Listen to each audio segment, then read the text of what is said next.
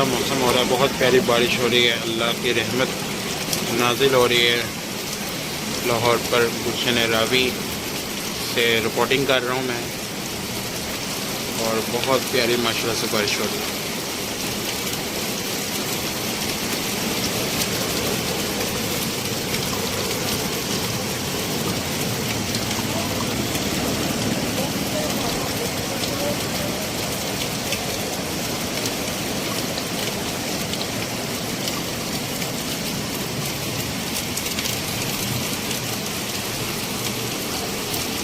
सुबह सुबह का टाइम है, ये 8 सवा 8 बजे का टाइम है।